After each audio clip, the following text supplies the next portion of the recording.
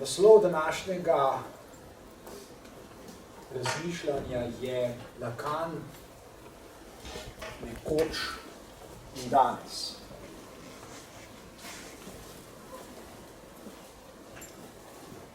To je filozofski način. Lacan je bil psihiater.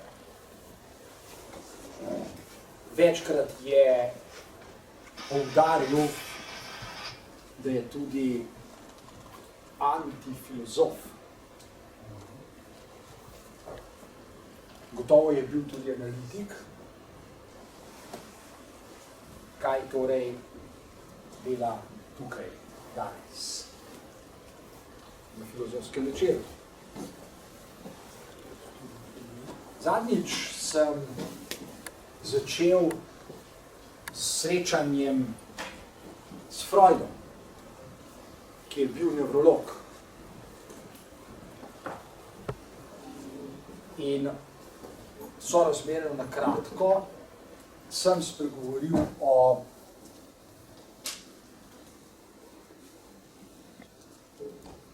nečem, kar je Freuda vse življenje živo zanimalo. In to so možgani. Ni ga zanimalo po naključju in danes bom tudi govoril o tem. Možgani so prej ali slej nekaj materialnega, tepljivega, in preden začnemo razmišljati o dušah, se je dobro temeljito seznaniti, kaj se dogaja v možganih, da ne bi ustrelili kakšnega nepotrebnega kozla. In Freud se je tega držal. Lacan je bil, kot rečeno, psihiater. In današnje srečanje začenjam z dogodkom, ki sega v leto 1936. Lacan in Freud se nikoli nista srečala. Lahko bi se, ampak se nista. Leta 1936 je kongres v Marienbadu in na tem kongresu se pojavi psihoanalitik, psihiater iz Pariza, Jacques Lacan. S prispevkom, ki je ostal, oziroma bil takrat v glavnem neopažen, tako rekoč nihče se ni z njim resno ukvarjal. In morda tudi ni naključje, da je ta prispevek iz leta 1936 izgubljen, torej ne obstaja. Ne obstaja. Lacan je leta 1949, 13 let pozneje, napisal novega. Ne enakega, drugačnega. Ta dogodek je pomemben tudi zato, ker istega leta, 1936, Freudova hčerka Ana napiše knjigo z naslovom Jaz in njegovi obrambni mehanizmi.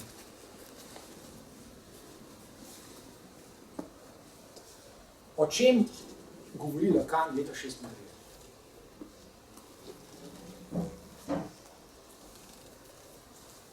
Napiše razpravo o tem, kar se dogaja, o neki drami. To je prav, da poudarimo. Lacan spregovori o drami. To je drama vsakega človeškega bitja in ni zgolj faza v razvoju osebnosti, na primer,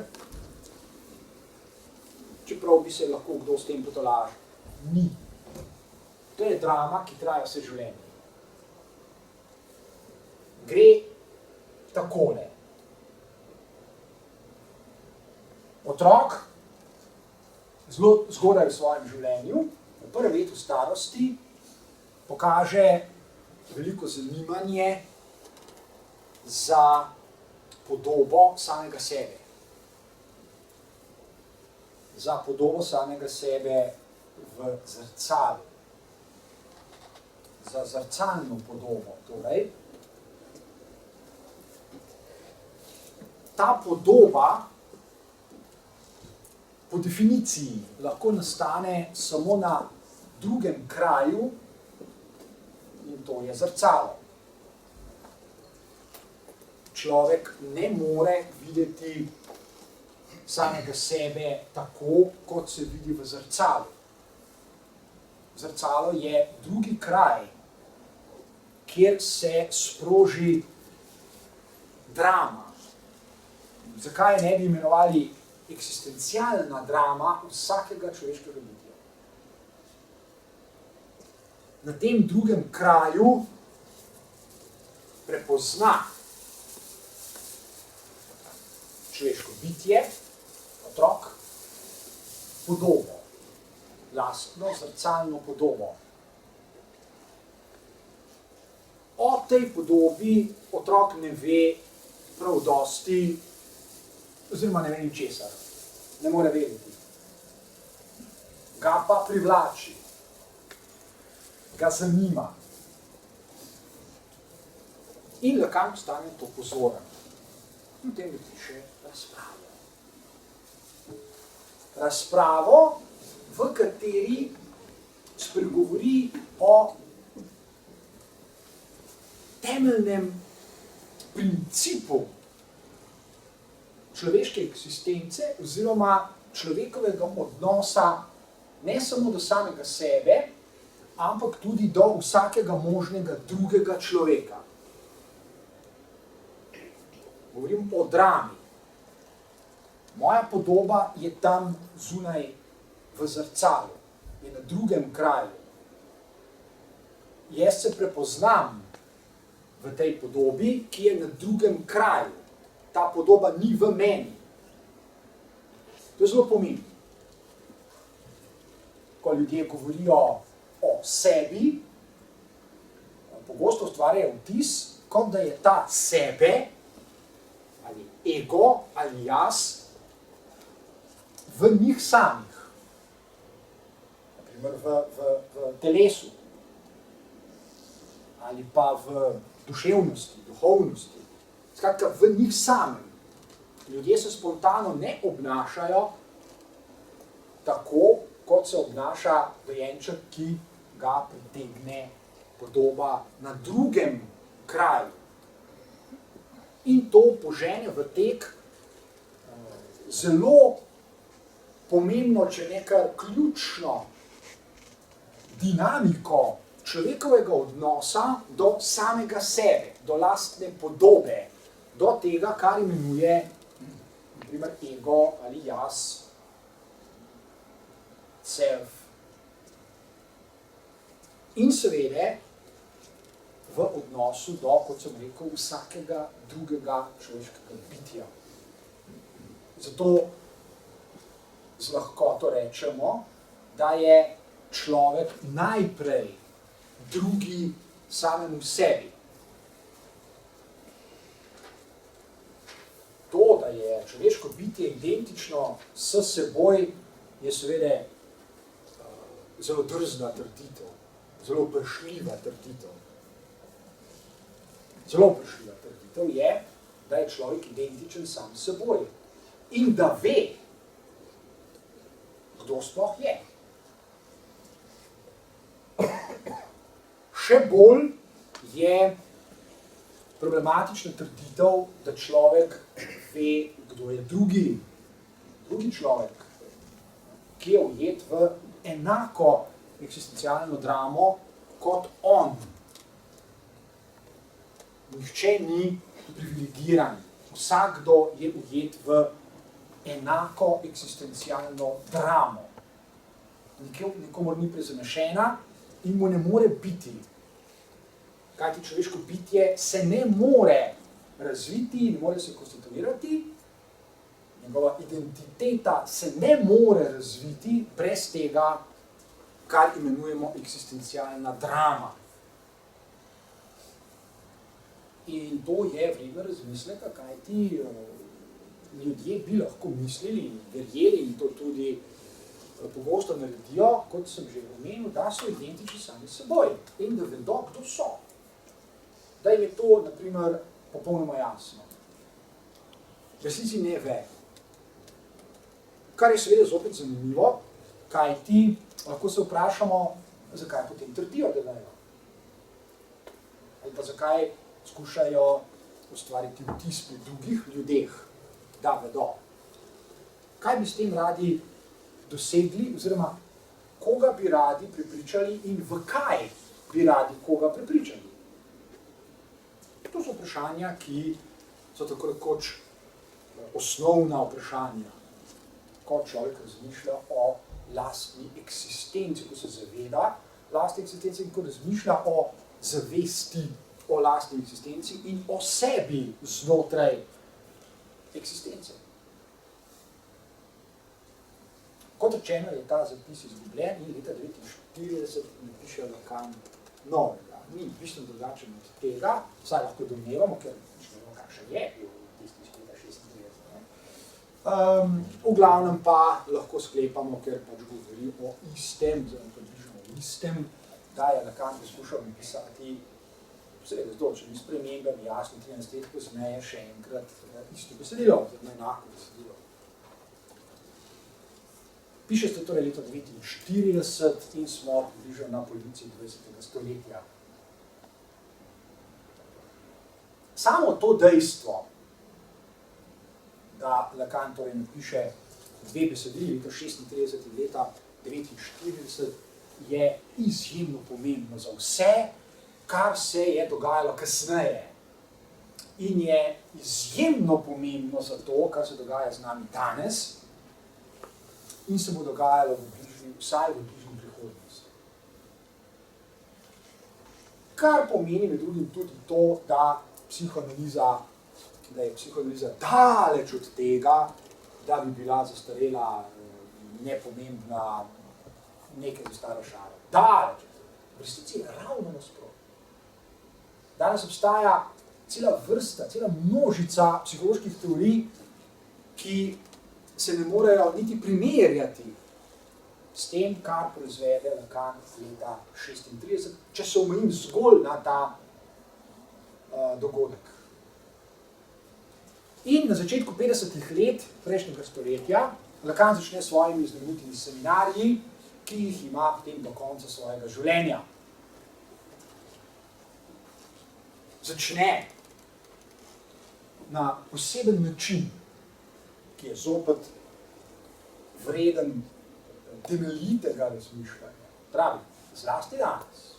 Zato, ker je v teh 60 letih, se je v teh 60 letih zgodilo nekaj zelo pomembnega, nekaj, o čemer ljudje bistveno premalo razmišljajo, vse pa je povezano s tem, kar imenujemo eksistencialna drama, torej nekaj, kar je pomembno za čisto vsakega človeka, ne glede na to, ali on to ve, ali tega ne ve, se s tem strinja ali se ne strinja. To ni pomembno. To je objektivno dejstvo. Drama, eksistencialna drama je objektivna za vsako človeško bitje. Lacanovi seminarji se začnejo z prelomom. Začnejo se s prelomom, s takrat zelo popularno psihologijo jaza. Zelo popularno psihologijo jaza, zlasti je bila popularna v Združenih državah Amerike. Psihologija jaza. Tista psihologija, ki ni brez povezave s tem, kar najdemo v knjigi iz leta 36, ki jo napiše Freudova hčerka. Jaz in njegovi obrambni mehanizmi. Osnovna ideja psihologije jaza je, da je v središču posameznikove eksistence instanca, ki jo imenujemo jaz. In da ta psihična instanca, poskuša upravljati s posameznikovo eksistenco, da poskuša usmerjati tok človekovega življenja, da se poskuša prilagajati okolju, v katerem živi. Za psihologijo jaza je zato zelo pomemben izraz normaliziranje, oziroma to, kar je domnevno normalno. Zelo pomembno. Za večino ljudi je zelo pomembno, in že zgodaj v življenju zelo pomembno, da poskušajo razumeti, da poskušajo dojeti, kaj je normalno. Večina otrok, bolj ali manj, vedno znova posluša od svojih staršev in drugih odraslih ljudi, da je nekaj normalno. In da seveda, če je nekaj normalno, potem nujno obstaja nekaj, kar ni normalno. In če je nekaj normalno, se otrokom zdi, zlasti se pa zdi njihovim staršem, da bi morali to tudi upoštevati. Tako ali drugače. Torej, normaliziranje človekovih eksistenc je gotovo nekaj, kar je vsakdanja izkušnja najverjetneje vsakega otroka. In starši, oziroma odrasli ljudje, pričakujejo, in zdi se jim, da je to upravičeno, da bo njihov otrok normalen. Karkoli že to pomeni. In da ga bodo uspeli starši namreč, vzgojitelji drugi, normalizirati.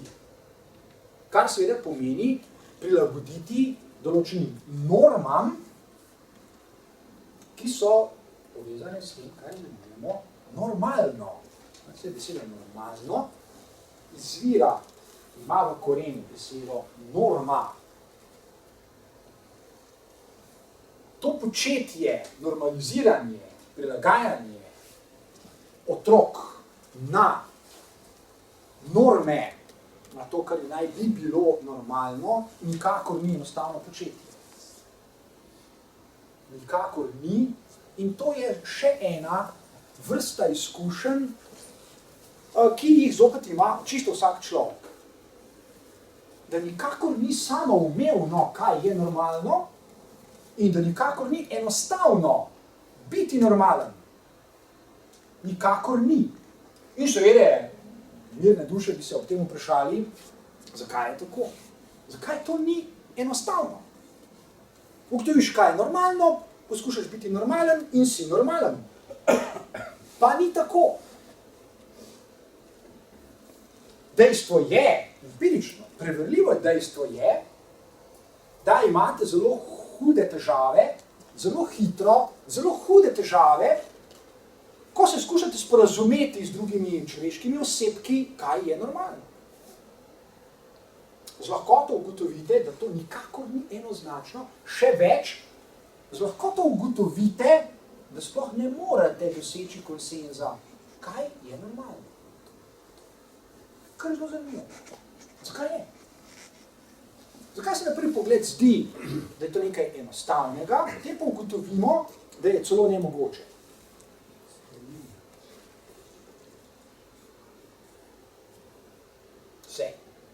Vse. Samo da se.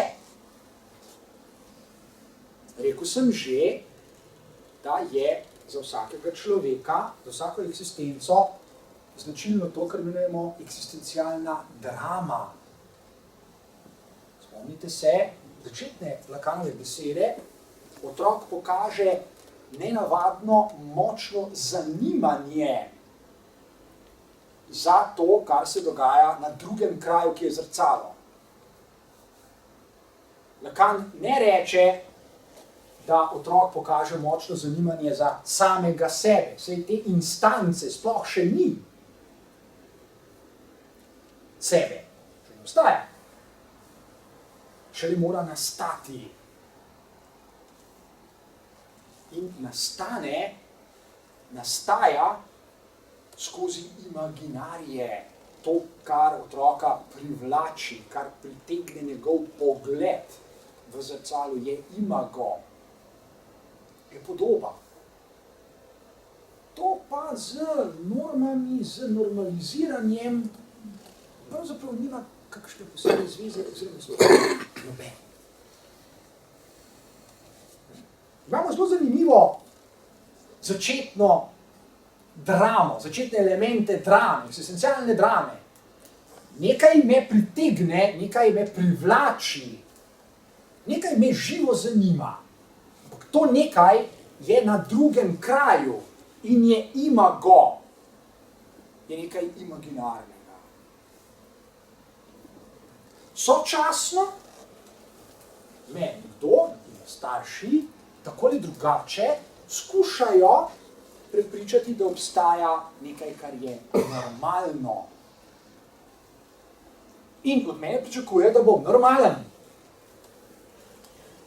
Ampak kaj je norma?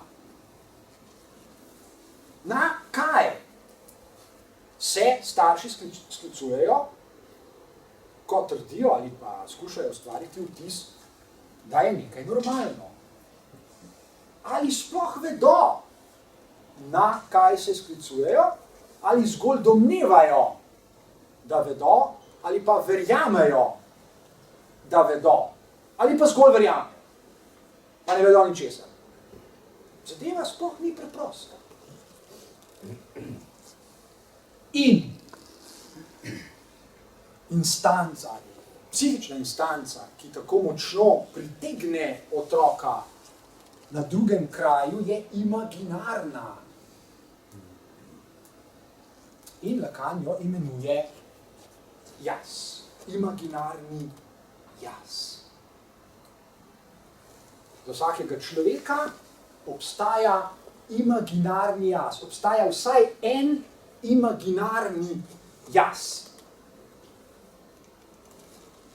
Nihče še ni rekel, da posameznik, da človek ve, kaj to je. Govorimo zgolj o tem, da otroka pritegne, privlači, zanima ga. Ni rečeno, da ve, kaj to je, samo zanima ga. Lahko ga tudi začara, očara, fascinira. Lahko je navdušen, na to podoben otrok tudi je. To še ne pomeni, da ve, kaj to je. Kaj je drugi kraj, na katerem nastaja imago, ki ga fascinira. To z vednostjo nima nobene zveze. Z vednostjo to nima nobene zveze in, na primer, to zelo dobro ve, nažalost ve, vsakdo, ki se je kdaj srečal z anoreksijo. Pogled človeka, ponavadi so to ženske, z anoreksijo v zrcalo, v lastno podobo v zrcalu. Tega, ki zre, te ženske, praviloma je to ženska, ki zre v to podobo, nikoli ne zadovolji. Nobene veze z vednostjo, kot rečeno. Anorektični pogled je vedno nezadovoljen s podobo v zrcalu. Tudi če tam vidijo kostnjak, je še vedno nezadovoljen. Govorimo o drami, ki se na zelo intenziven način izrazi, recimo pri anoreksiji. Moj pogled, ne moja vednost, ne moje znanje, moj pogled ostaja nezadovoljen, nezadovoljen. Mene moja podoba v zrcalu nič več ne očara, začara, pritegne, privlači, čeprav me je. Se bil star 6 mesecev, pa mogoče še malo več. In seveda se pri tem mora postaviti še eno vprašanje. Zakaj ne? Zakaj me nič več ne fascinira? Kaj bi rad od te podobe, ki je na drugem kraju, ki je moja podoba, podoba mene, je imaginarni jaz. Kaj bi rad od njega? Kaj bi rad od te podobe? Kaj bi rad storil v življenju? Kaj želim storiti? Ali sploh vem, kaj želim storiti, da bo moj pogled zadovoljen, da bo ponovno fasciniran. Kot rečeno, še enkrat, zadeve niso preproste. Govorimo namreč o drami, govorimo o razcepu. Jaz sem tukaj, moj jaz je pa tam, na drugem kraju, v zrcalu, ni tukaj, v meni, v drobovju. Tam je. Se pravi, tisto, kar je tam, me bodi si fascinira, navdušuje, zadovoljuje ali pa ne. Torej, ne gre za to, da sem jaz nezadovoljen samim seboj. Če sem nezadovoljen s tem, kar vidim na drugem kraju.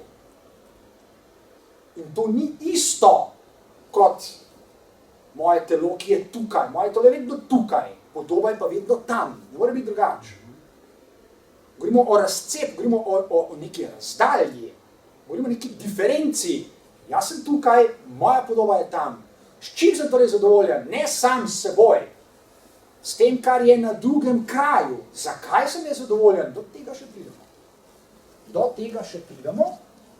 Torej, ta uvodna drama, eksistencialna drama, skozi katero gre vsako človeško bitje, je tudi začetek drugega razcepa med psihoanalizo na začetku 50 let prejšnjega stoletja in psihologijo jaza, ki na vsak način želi prepoznati v človeku instanco, ki jo imenujemo jaz.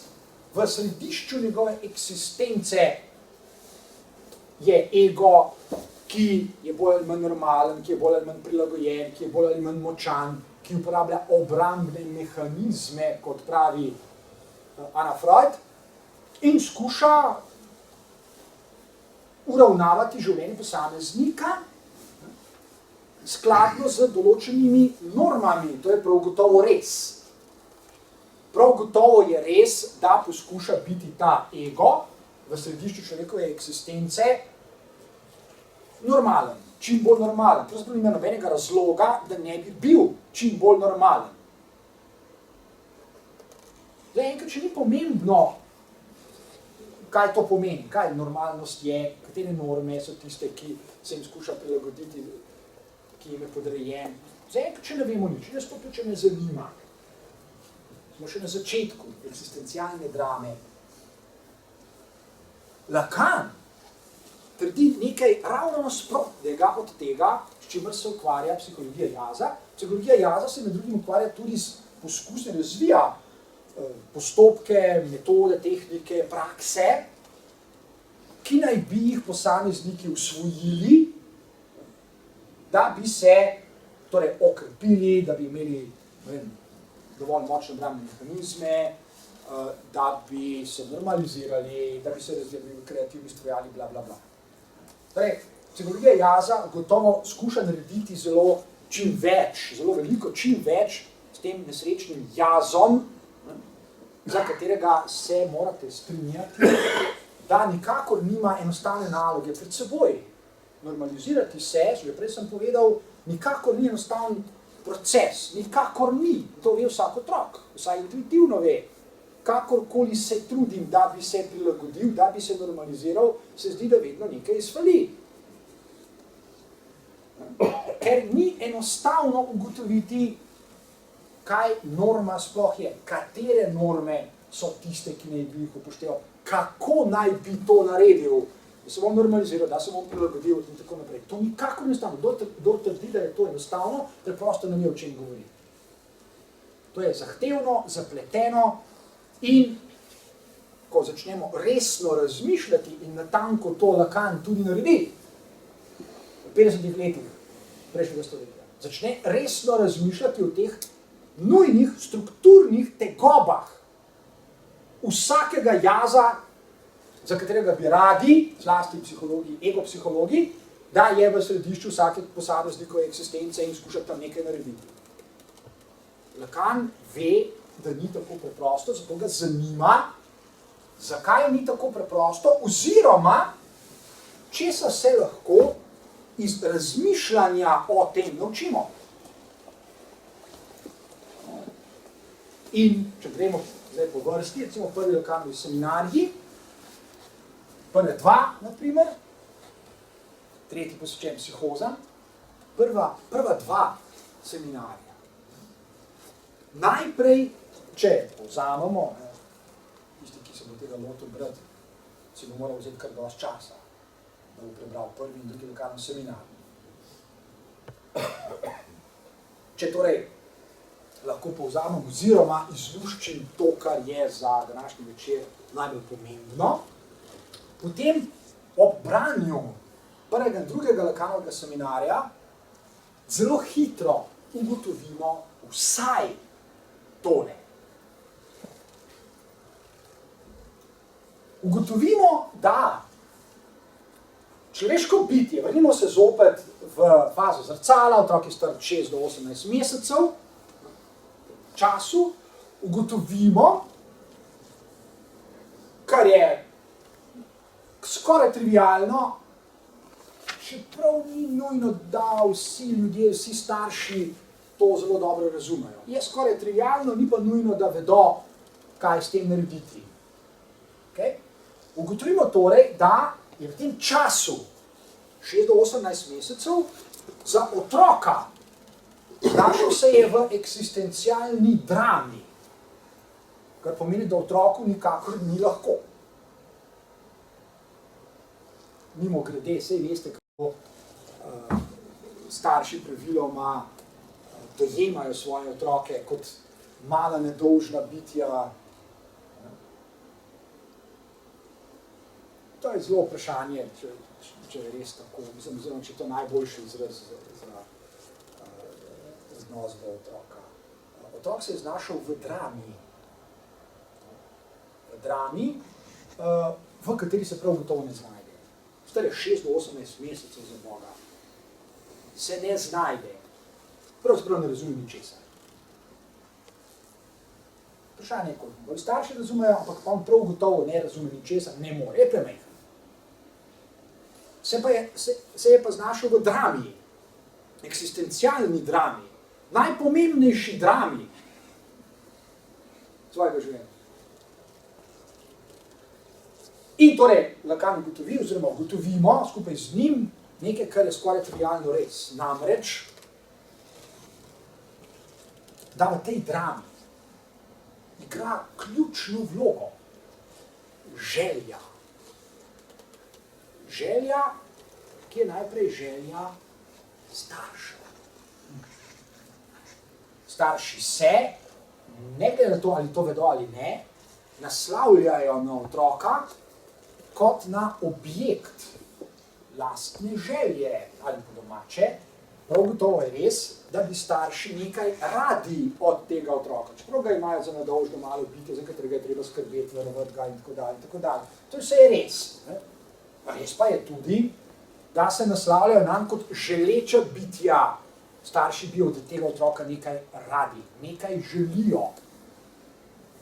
In k drami, eksistencialni drami, v kateri se znajde otrok, moramo dodati ali pa poskušati razumeti, in Lacan razume to kot svojo temeljno nalogo, pri čemer se sklicuje na Freuda, ki se je s tem ukvarjal pred njim.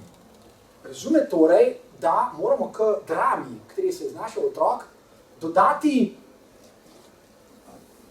otrokove odzive, da moramo poskušati razumeti, kako se otrok odziva na načine, kako se starši, kot želeča bitja, naslavljajo na njega. Starši nekaj želijo od otroka. Kako se otrok odziva? Kako lahko 6 do 18 mesecev star otrok ne razume, ker ne more razumeti. Ampak kako dojema? Morda celo kako doživlja odnos staršev do njega in kako se odziva. Zadeva se še dodatno zapleta. Ni namreč res samo to, da starši želijo, prav gotovo želijo, ves čas želijo, nenehno želijo in tega ne morejo zanikati. Oziroma, lahko poskušajo zanikati, ampak še vedno želijo. Okay? Želijo, da bi bil otrok normalen. ali pa da bi bilo z otrokom vse v redu, kot se reče. In otrok na neki protoravni prepoznava samega sebe kot objekt želje drugega, se pravi staršev. Oni so za njega drugi, odrasli, starši. Bodite pozorni, zadeva je že izjemno zapletena. Otrok je v odnosu do samega sebe kot drugega, to je imago, v zrcalu, sočasno je nujno, oboje je nujno, v odnosih z drugim starši, ki nekaj od njega želijo. Otrok je v izjemno kompleksni situaciji.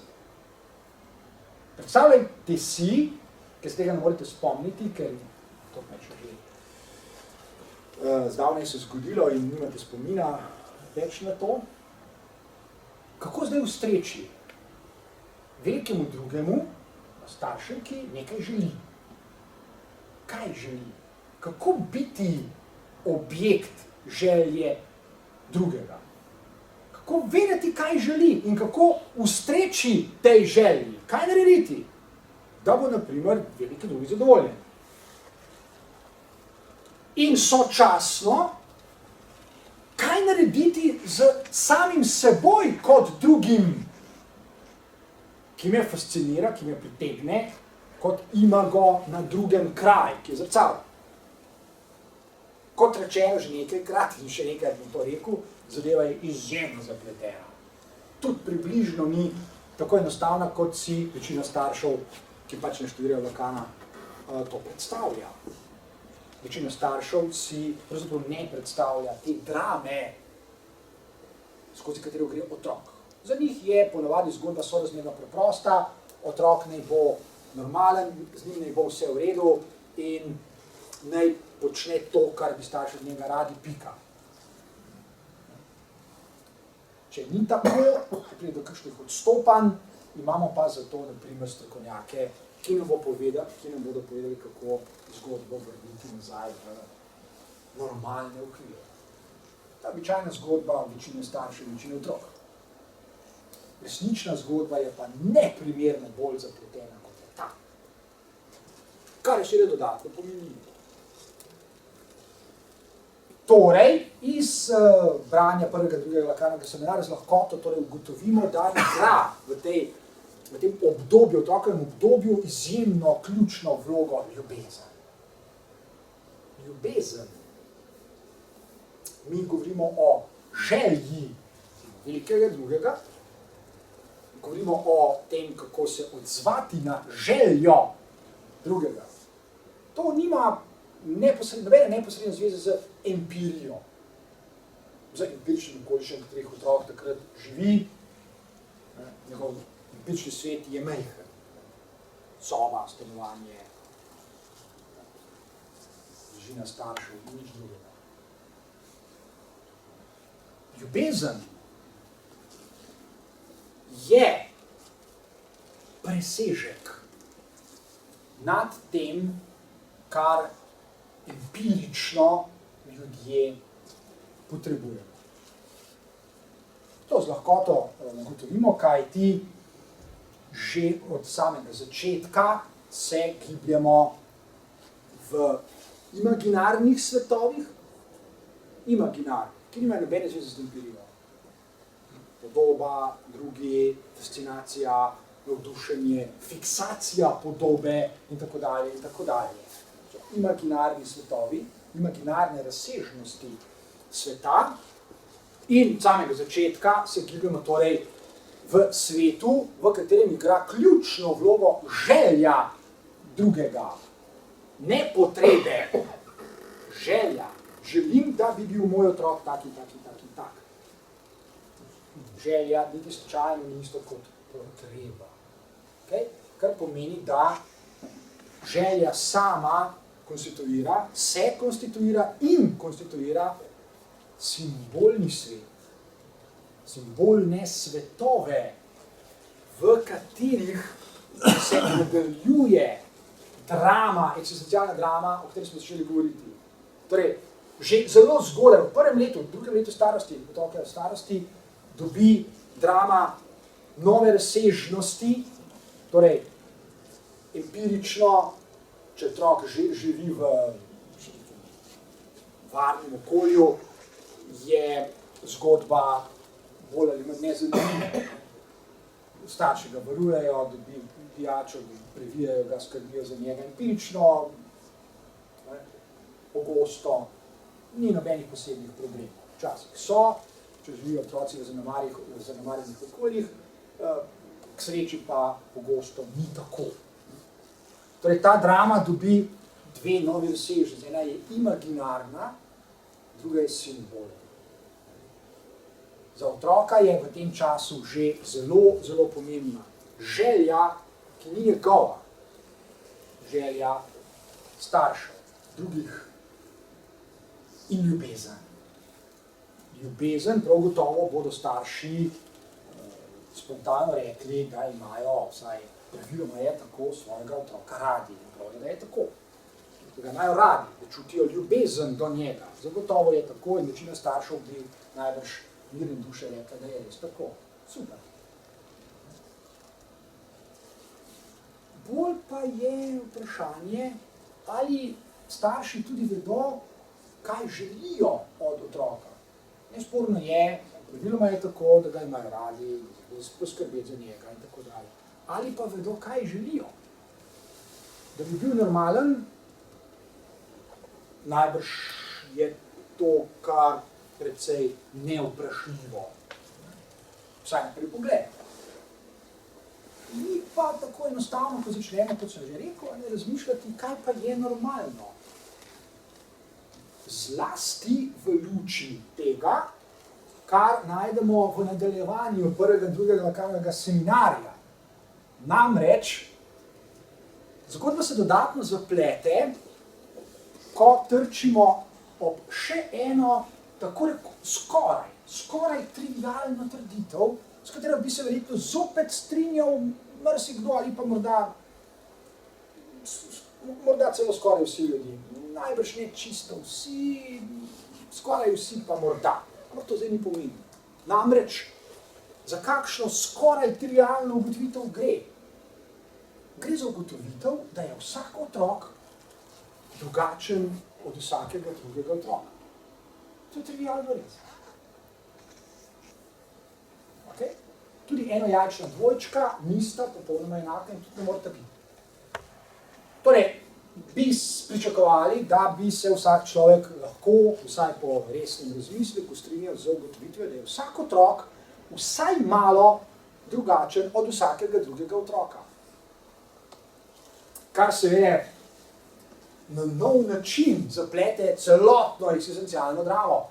Če pa je vsak vsaj malo drugačen, kaj v tej luči pomeni normaliziranje ali pa želja, da bi bil otrok normalen?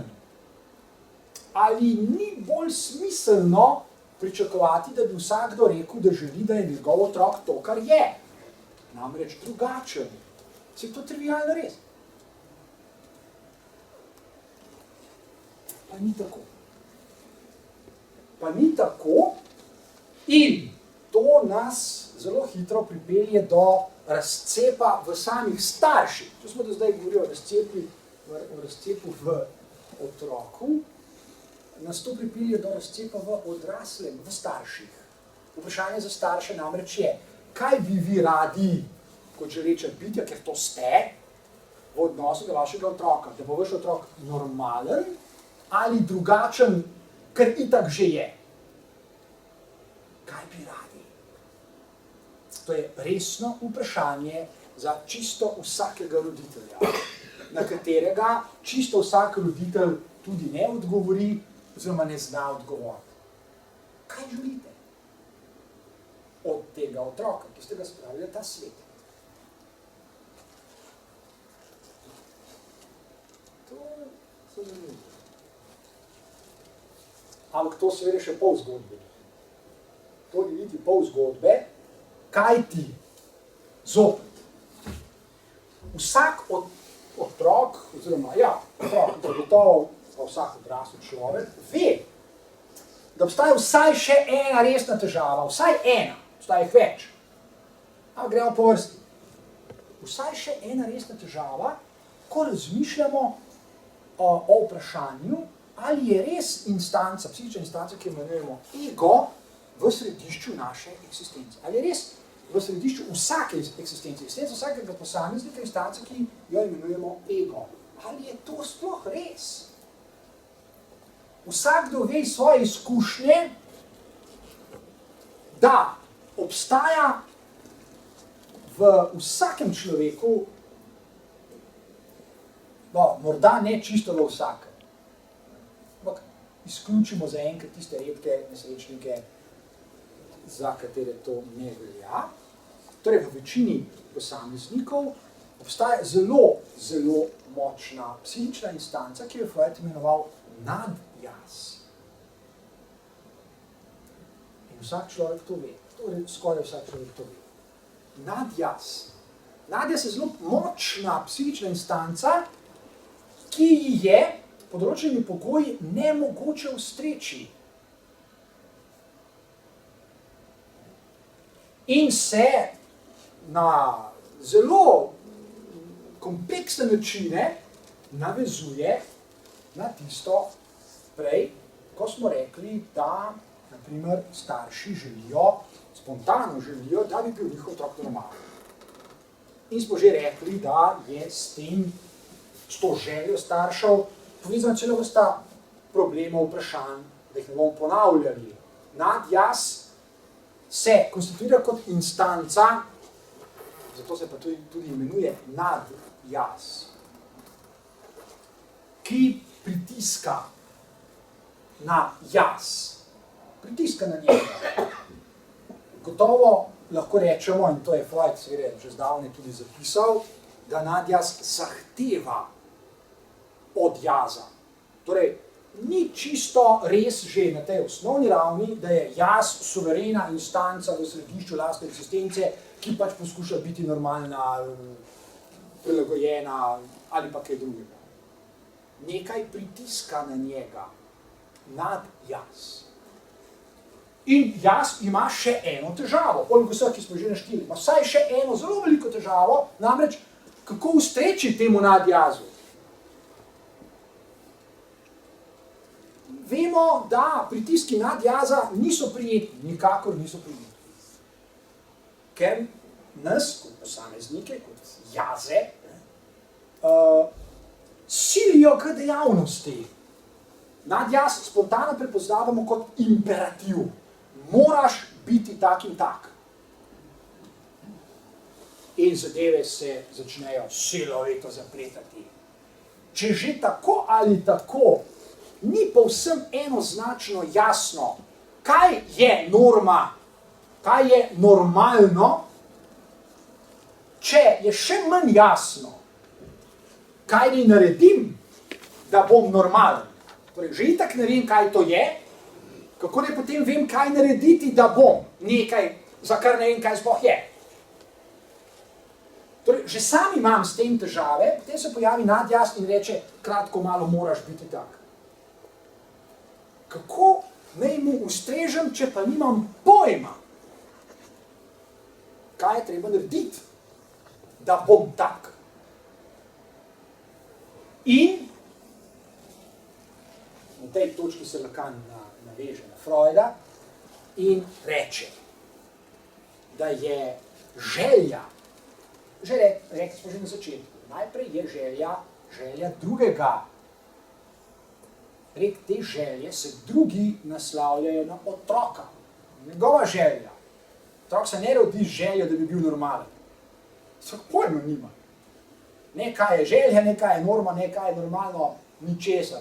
Otrok se bo vsega tega šele naučil. Naučil se bo, civiliziral se bo, naučil socializirati, bla, bla, bla, naučil se bo. Naučil se bo kaj? Česa? Najprej se bo naučil želeti. Naučil se bo želeti.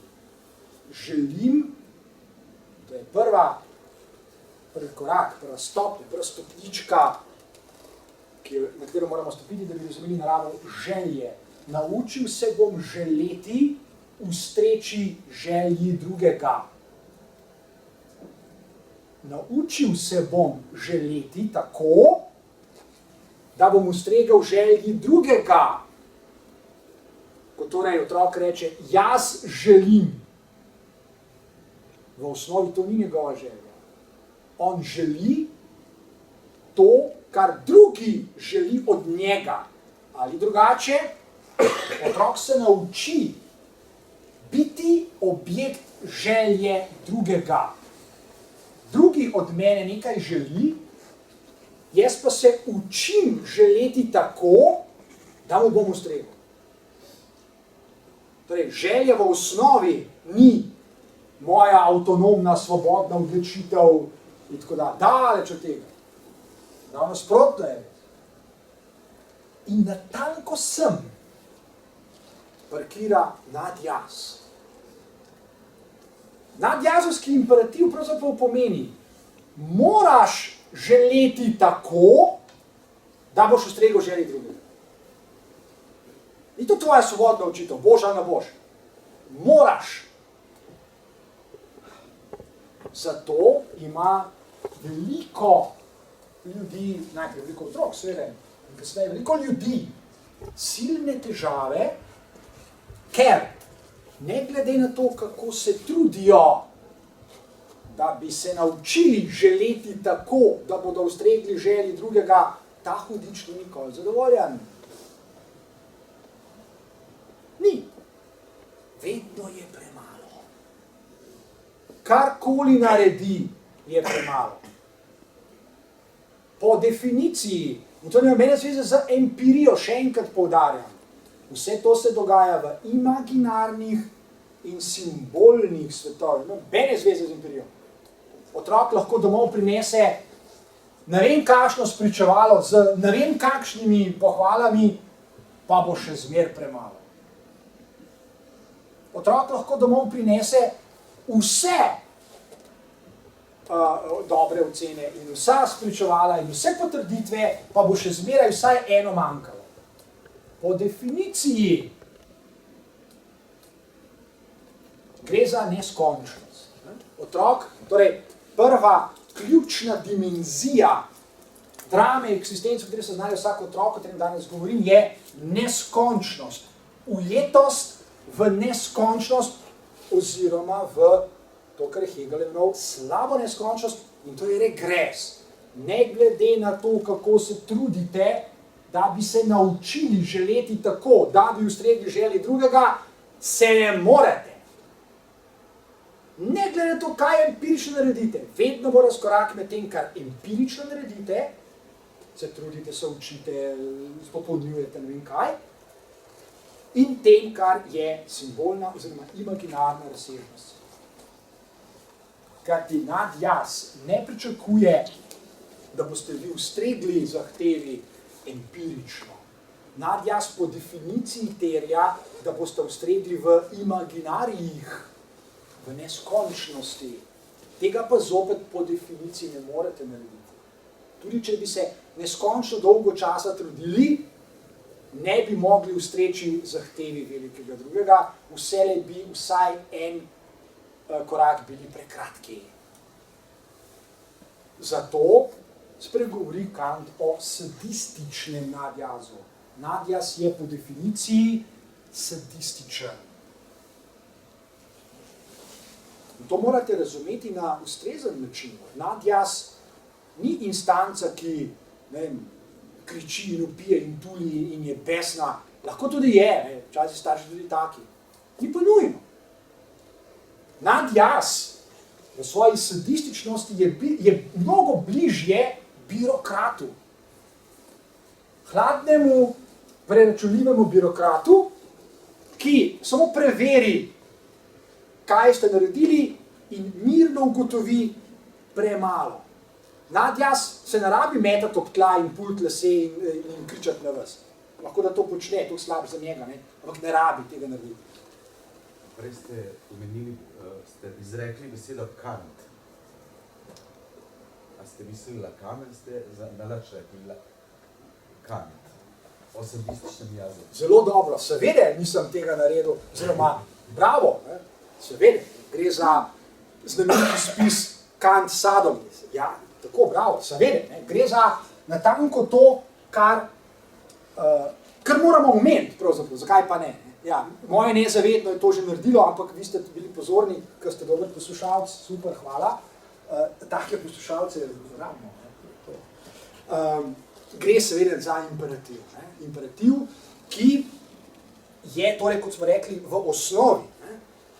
Če poznate razmišljanje, Kantovo razmišljanje o moralnem vedenju, o etičnem vedenju, če poznate, potem veste, da se je Kant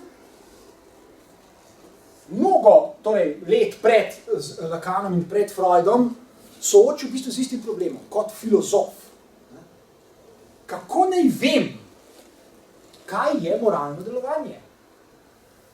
Kako naj vem, to je Kantovo vprašanje, kantovsko vprašanje, kako naj vem, kdo mi bo povedal, kako je sploh mogoče zvedeti, kako ustreči kategoričnemu imperativu. Kako ustreči temu nemogočemu kategoričnemu imperativu, ki pravi, obnašaj se tako, da bo po tvoji volji maksima tvojega vedenja obči zakon. Že zveni zapleteno, kaj šele, da bi odgovoril na ta imperativ. Kaj moram ti, daj še enkrat, kaj moram že jaz narediti? Obnašaj se tako, prosim, to je že razumeti težko. Maksima mojega vedenja, kaj za Boga pa to je? Po moji volji bo maksima mojega vedenja obči zakon.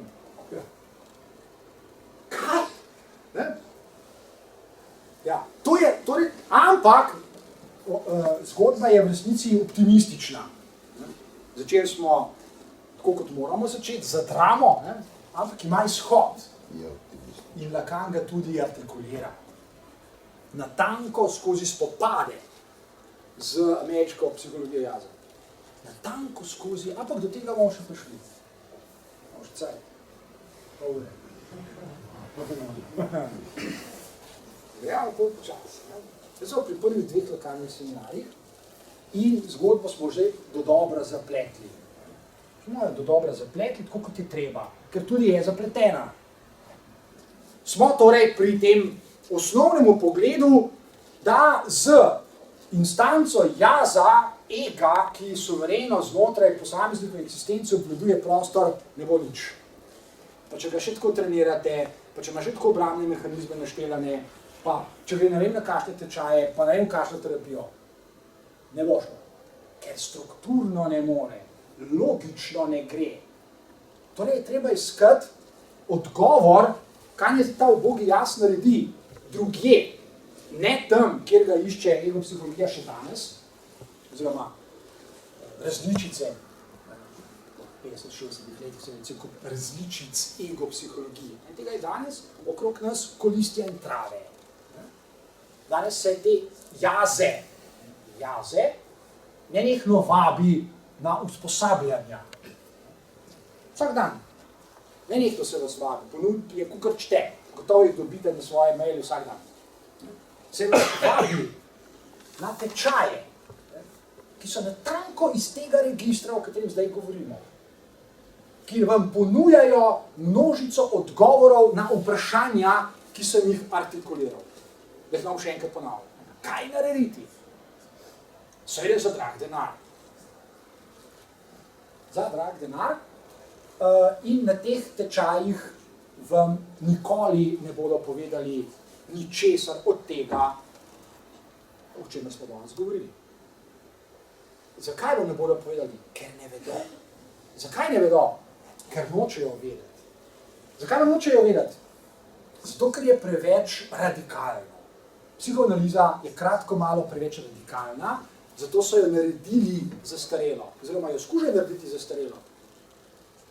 V čem je psihoanaliza radikalna? Ja, v artikuliranju vprašanj, s katerimi smo danes začeli. Psihoanaliza začne ravno na drugem koncu, kot psihologija jaza. začne z artikuliranjem dobrih vprašanj. In v tem smislu je podobna filozofiji. Psihologija jaza pa ponuja odgovore na domnevno nevprašljiva vprašanja. Kaj je norma, kaj je normalno, kaj je želja drugega, kako to narediti, kako se naučiti, da bom znal ustreči želji drugega in tako dalje in tako dalje. Egopsihologi se obnašajo, kot da so to nevprašljiva vprašanja, neproblematična vprašanja in obnašajo se, kar je še slabše, kot da vedo, kaj so tudi odgovori na ta vprašanja. Psihoanalitik se obnaša popolnoma nasprotno od tega. Psihoanaliza je diskurs resnice. Diskurs resnice o drami človekove eksistence. Psihoanaliza ne ponuja odgovorov na dramo, na vprašanja, ki so inherentna eksistencialni drami. Zakaj? Zato, ker ni mogoče artikulirati enoznačnih odgovorov na ta vprašanja. Natanko tako, kot ni mogoče odgovoriti vnaprej, enoznačno za vse večne čase, kako ustreči kategoričnemu etičnemu imperativu. Ampak, kot rečeno, ta zgodba ni pesimistična, v resnici je optimistična. V čem je optimistična? Zdaj bomo do konca posvetili čas razmisleku o tem vprašanju. Kajti psihoanaliza, danes govorimo o Lacanu, proizvede koncept, nov koncept, ki je brez primere in je nepresegljiv. Že vnaprej lahko rečemo, zakaj pa ne, in eden od pomembnih učencev Jacquesa Lacana, francoski filozof Alain Badiou, leta 1982 tudi napiše knjigo z naslovom, ki je hkrati sintagma, o kateri zdaj govorim, in to je teorija subjekta. Psihoanaliza proizvede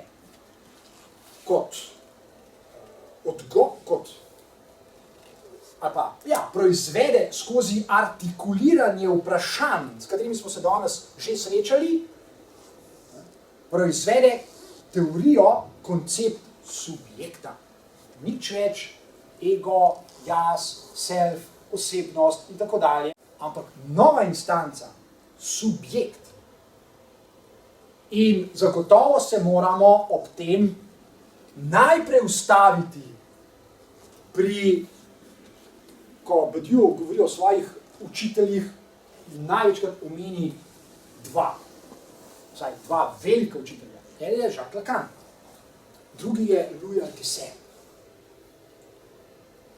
To si je dobro, se je treba pogledati koncept, ki je v 60. letih prejšnjega stoletja, malo pozneje, kot smo se zdajle ustavili, se pravi na začetku 50. let, se ukvarjali s prvim drugim lokalnim seminarjem, v 60. letih, Althusser s svojimi sodelavci in med njimi je še eden, ki ga bomo danes omenjali, če nam bo kaj časa ostalo, to je Etienne Balibar. Mogoče bomo prišli do tega, kar najdete v eni zadnjih knjig, oziroma mislim, da je kar ta zadnja Etienne Balibarja. Fenomenalen koncept. Bomo do tega prišli. Ok, zdaj imamo začrtano pot, po kateri bomo šli. Od Althusserja do Balibarja. Althusser, in to je res radikalen, nov koncept, ki ga še ni proizvedel do njega nihče. Najprej moramo torej priznati Althusserju to, kar mu je pač treba priznati. Proizvede izjemen koncept. In to je koncept ideološke interpelacije. Koncept nagovora. Imamo že dovolj elementov, da vsaj za silo, za začetek razumemo, kaj ideološka interpelacija pomeni. To smo pravzaprav že na pladnju prinesli, Lacan je prinesel to na pladnju, Althusserju. Če lahko tako rečem, namreč imaginarne instance, simbolne instance, vprašanja, želje, ljubezen kot presežek, spomnite se, da ne bomo zdaj vsega skupaj ponovili, ker ni nobene potrebe, ker je tako ali pa tako na kameri in če boste hoteli, ker si nič ne zapišete, mogoče si vse zapomnite, pa si ne, ker si ne morete, ker vas tudi tako ne deluje, ne. Bom pač tam, zato pa imamo kamero, pa internet, hvala Bogu. Če ne bi tega imeli, bi šli domov in bi že do jutra vse pozabili. Potem bi se vprašali, kaj pa jaz pa hodim tam na ta njegova predavanja, če vse pozabim, ampak to bi bil vaš problem. No, hkrati, torej sočasno ta problem že rešen, ker je vse na kameri. Okay. Jaz sem gotovo diktafon sabo prinesel, sem videl, da bo na kameri. Ja, no sej, ja. Jaz se vam pa zahvaljujem, ker danes rahlo počasneje govorite in uspem pisati. Hvala, ker si mi zahvaljujete, oziroma sej. Tudi meni je šlo to na živce, a veste, da sem prehit govoril. Zato sem rekel, da skoliri se danes, meditiraj zraven, počas pij vodo, pa počas govor. Ja, fajn, da ste opazili, zato sem sam dobre poslušalce, super. Hvala, da steklenica vpliva, da bolj počas. Vpliva, ker moram paziti na ne, da mi ne pade iz roki, ja, ne moram to kompletati, ja. So taki drobni pripomočki, da človek samega sebe malo spravi v red in, ja. Okay. Blokira, da ni preveč. Ja.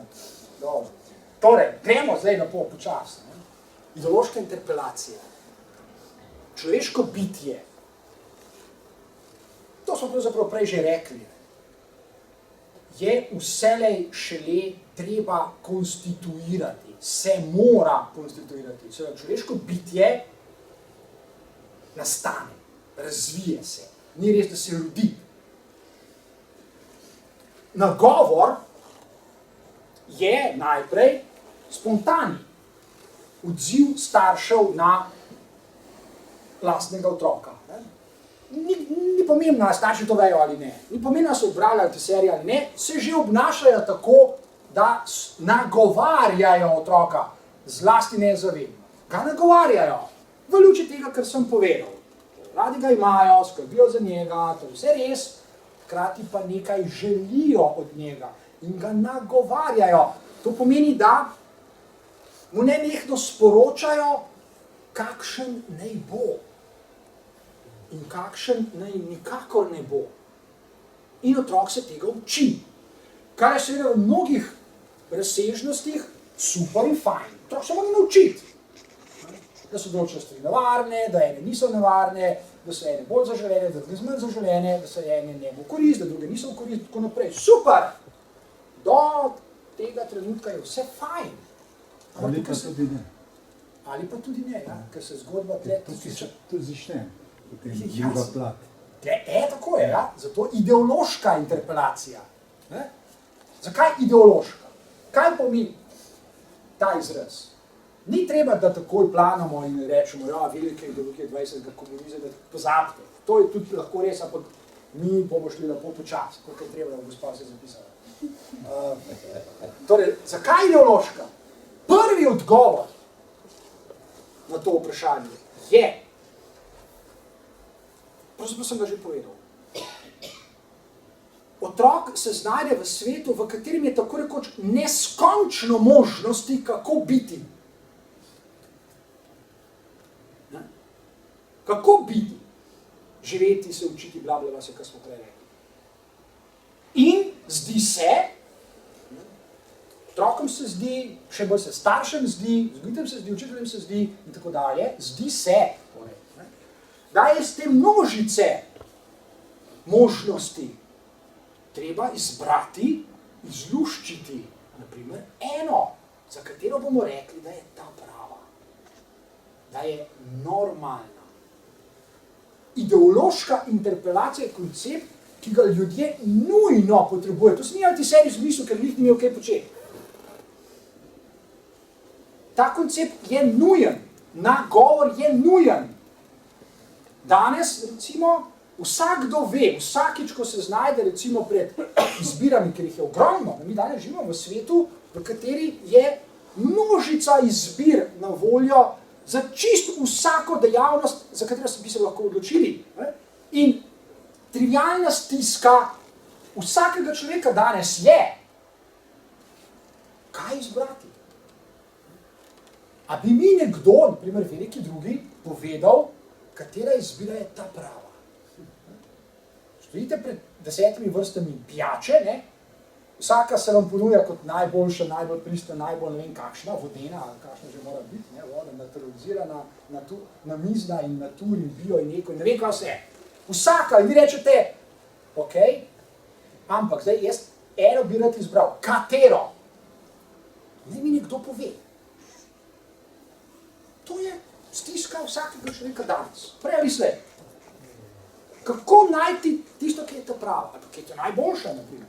V glavnem, več kot očitno je, da ljudje to potrebujemo. Nagovor nekoga, primer velikega drugega, ki nam skozi množico sporočil da vedeti, katera izbira je prava. Kako biti, naprimer, objekt želje, kako se naučiti želeti, da bomo ustregli drugemu, čeprav mu ni mogoče. Še eno, to je pomembno, ker ne bi smel ostati vtis, to sem danes vsaj 5-krat ponovil, pa največ večkrat. Zakaj pa sem to povedal? Zato, ker je to nujno. Zadeve niso enostavne. Lahko drugič nadaljujemo, ker zadeva je očitno zapletena. Kaj smo danes povedali? Govorili smo v osnovi o enem samem logičnem in nujnem mehanizmu. Še enkrat poudarjam, to, kar je logično nujno, nima nobene alternative. 2 + 2 je lahko samo 4, ne more biti nobene alternative. Ok, drugače bi bilo to bolj ali manj nezanimivo. Še enkrat poudarjam, rojevanje Lacanove razlage, interpretacije, recimo psihoanalize, na začetku 50-ih let, še enkrat, 36. se začne, ni nikakršna alternativa ameriški ego-psihologiji. Lacan naredi to, o čemer je govoril Freud vse življenje, ko je rekel, psihoanaliza je resnica psihologije. Lacan se tega drži. Psihoanaliza je resnica psihologije. Psihologija razvija svoje koncepte, teorije, osebnosti, jazu, kar hočete. Resnica tega, kar psihologija počne, je pa psihoanaliza. Psihoanaliza, ta začetni element, se pravi, kako sploh razumeti, verjete, to je logično in je nujno. Imamo samo 2 možnosti, ko govorimo o človekovem jazu, naprimer. Ali, prva možnost, da preprosto domnevamo, da ta jaz od nekdaj obstaja. To je ena možnost, da preprosto kar je. Jaz, človek, dojenček, se s tem kar rodi. Mnogi starši, mnogi ljudje to tudi rečejo. Rečejo, jaz sem že po naravi tak. Ampak to je ne teoretska trditev, to je ne znanstvena trditev, ki nima nobene vrednosti, ker ne morete dokazati. Pravi, ali predpostavljate, da ta jaz, ego, self, whatever, vselej že obstaja, usporedno lahko domnevate, tako kot gospod pravi, da to, kar ljudje spontano imenujejo moja notranjost, da tudi to že vselej obstaja. Ampak to so zgolj domneve, ki jih ne morete dokazati, nobene notranjosti ni. Ne bomo zdaj šli. Druga možnost pa je, da pokažete dialektiko, se pravi, nujne procese, ki vse to, kar v tisti prvi možnosti, kar predpostavljate, šele nastane. Se pravi, ego, občutek za jaz, občutek za identiteto šele nastane. Nastane pa lahko po definiciji. Samo tako, da se vzpostavi razlika med enim krajem in drugim krajem. Če te razlike ni, temu rečemo dispozitiv, rečemo minimalni dispozitiv, ker bolj minimalnega ni, ne more biti. Ne more obstajati manjši dispozitiv, zapravo en sam kraj. Če obstaja en sam kraj, ne more nastati razlika, zaradi katere jaz lahko prepoznam samega sebe. Se pravi, mora obstajati nekaj, kar imenujemo drugi kraj. v odnosu do drugega kraja obstaja razlika med enim in drugim. To je čista logična razlika. Okay? Zaradi te razlike je možno, ta razlika je možnost, je nujna možnost, da nekdo, človeško bitje, razvije občutek o sebi. Brez te razlike, seveda, zato smo gledali, brez te razlike padamo nazaj na prvo možnost. Ta jaz, vse kar puf že obstaja. Ampak tega ne morete dokazati. In v tem je, vsaj v smislu, s katerim smo se danes ukvarjali, radikalnost psihoanalize. Psihoanaliza ni ena od psiholoških teorij. Teh teorij o jazu, osebnosti, kar hočete. Psihologi se jih učijo, na stotine jih je. Psihoanaliza ni ena od njih.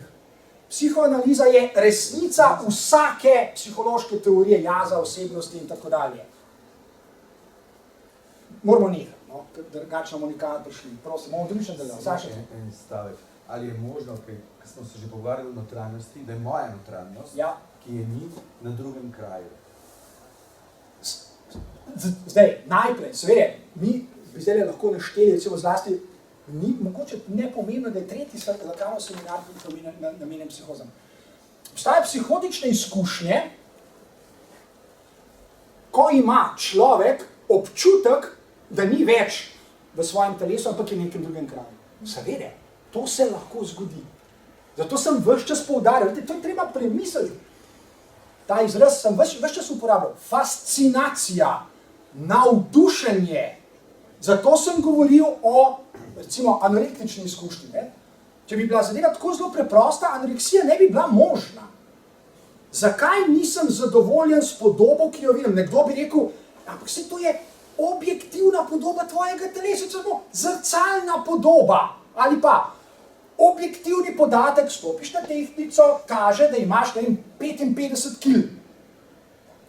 Objektivno je res, če imaš 155 cm, da to ne more biti suh človek.